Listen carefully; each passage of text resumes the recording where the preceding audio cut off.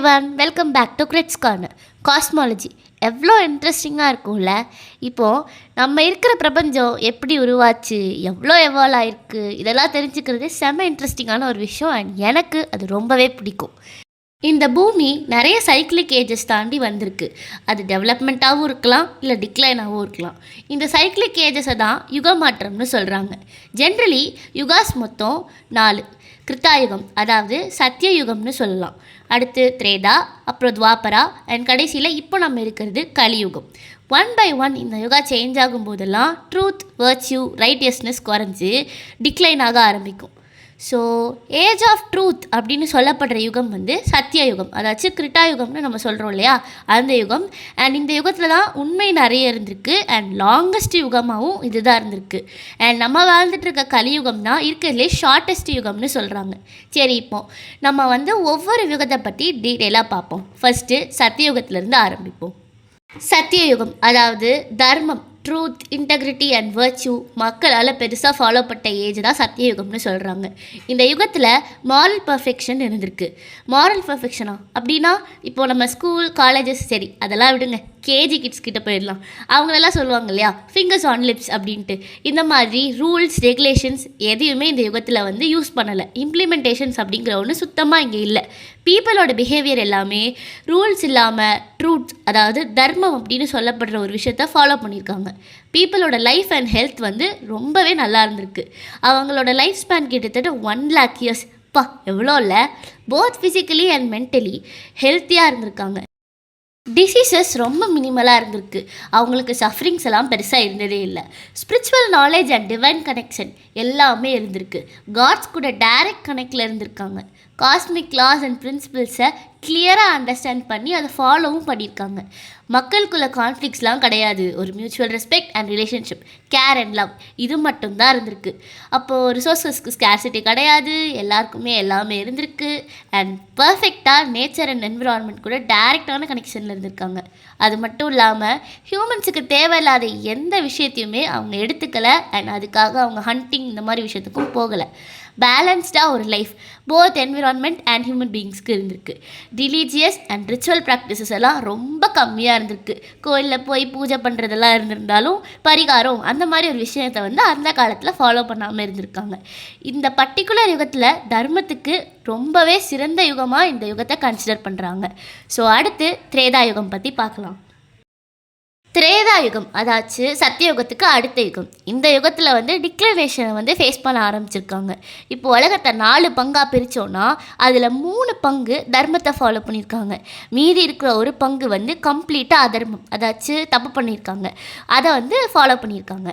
Righteousness இருந்தாலுமே evil ப்ரெசன்ஸுமே அந்த காலத்தில் இருந்திருக்கு. 10,000 years தான் இவங்களோட லைஃப் ஸ்பேனாகவே இருந்திருக்கு. ஹெல்த் வைஸ் இந்த யுகம் வந்து சத்தியயுகத்தை விட கொஞ்சம் சஃபர் பண்ணியிருக்கு. பட் இதுக்கு அடுத்து இருக்கிற திரேதா, அதுக்கப்புறம் துவாபரா அண்டு கலியுகம் மாதிரி இல்லாமல் திரேதாயுகத்தில் கொஞ்சம் கம்மியான சஃபரிங்ஸ்னு கூட சொல்லிக்கலாம். இந்த யுகத்தில் spiritual knowledge and divine connection இருந்திருக்கு.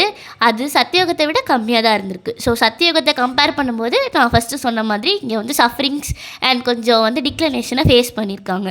ரிலீஜியஸ் ப்ராக்டிசஸ் எல்லாமே வந்து இதிலேருந்து தான் ஸ்டார்ட்டும் ஆகியிருக்கு. கான்ஃப்ளிக்ஸ் அண்ட் நிறைய ட்ரஸ்ட் இஷ்யூஸ் வந்து ஸ்டார்டிங் ஸ்டேஜில் இருந்திருக்கு. அண்ட் திரேதாயுகத்தில் தான் வந்து கிங்டம்ஸ், ரூலர்ஸ் இப்படின்னு வர ஆரம்பிச்சிருக்காங்க. நமக்கு வந்து 2 பெரிய எபிக்ஸ் தெரியும். ஒன்று மகாபாரதம், இன்னொன்று ராமாயணம். ஸோ ராமாயணம் அப்படின்னு சொல்லப்படுற ஒரு பெரிய விஷயம் வந்து திரேதாயுகத்தில் தான் நடந்திருக்கு. இந்த யுகத்தில் தான் வந்து கேஸ்ட் சிஸ்டம் இதெல்லாம் வந்து எமர்ஜ் ஆகிருக்கு. அண்ட் ஸ்பிரிச்சுவாலிட்டி கொஞ்சம் கொஞ்சமாக குறையவும் இந்த யுகத்தில் தான் ஆரம்பிச்சிருக்கு. ஸோ அடுத்து துவாபர யுகத்தை பற்றி பார்க்கலாம். துவாபர யுகம், தர்மம் அண்ட் அதர்மம் ரெண்டுமே வந்து சரிசமமாக இருந்த ஒரு யுகத்தை வந்து துவாபர யுகம் அப்படின்னு சொல்கிறாங்க. இந்த யுகத்தில் கான்ஃப்ளிக்ஸ் அண்ட் க்ரீடு வந்து அதிகமாக இருந்திருக்கு. மக்கள்கிட்ட வந்து நிறைய அதர்மமும் வெளிவந்திருக்கு, க்ரீடும் இருந்திருக்கு. இவங்களோட லைஃப் ஸ்பேன் வந்து அந்த காலத்தில் 1000 years இருந்திருக்கு. அண்ட் நிறைய பேர் வந்து இறந்ததுக்கான காரணம் வந்து ஹெல்த் இஷ்யூஸ் அப்படின்னு சொல்கிறாங்க. Spiritual knowledge and divine connection இவங்களுக்கு ரொம்பவே கம்மியாக இருந்திருக்கு.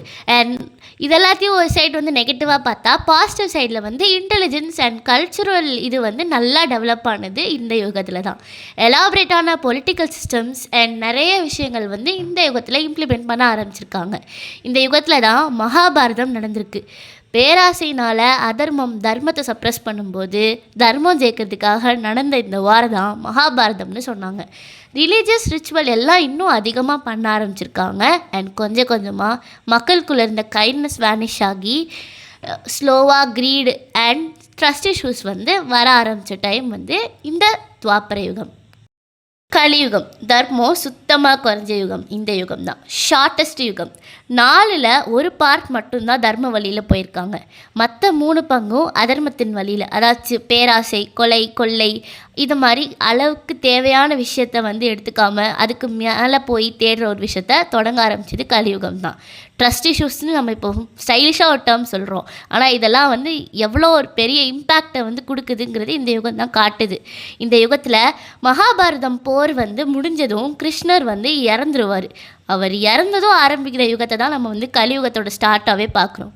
மனிதத்தன்மையெல்லாம் போய் ஆசை நம்மளை ஓவர்டேக் பண்ண ஆரம்பித்து கைண்ட்னஸ், நம்மளுக்குள்ளே இருக்கிற ஒரு ஹியூமனிட்டி எல்லாம் குறையிற டேர்ம் தான் கலியுகம்.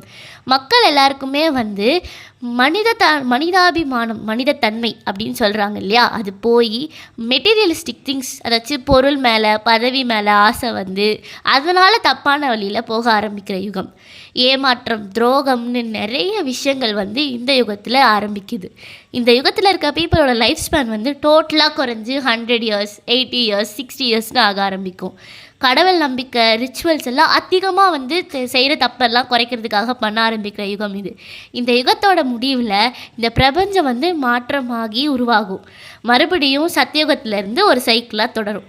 ஸோ இப்படி சத்தியயுகம், திரேதாயுகம், துவாபர யுகம், கலியுகம்னு வர சைக்கிளை சத்துர்யுகம் அப்படின்னு சொல்லுவாங்க. ஒரு சத்தியயுகமில் இந்த 4 சைக்கிள்ஸ் இருக்கும். யுகம் பற்றி இந்த வீடியோவில் பார்த்தாச்சு. என்ன மாதிரியே காஸ்மாலஜியில் இன்ட்ரெஸ்ட் இருக்கவங்க ஹேண்ட் ஷேக் எமோஜியை கமெண்ட் பண்ணுங்கள். மறக்காமல் இந்த வீடியோவை லைக் பண்ணுங்கள், ஷேர் பண்ணுங்கள். அண்ட்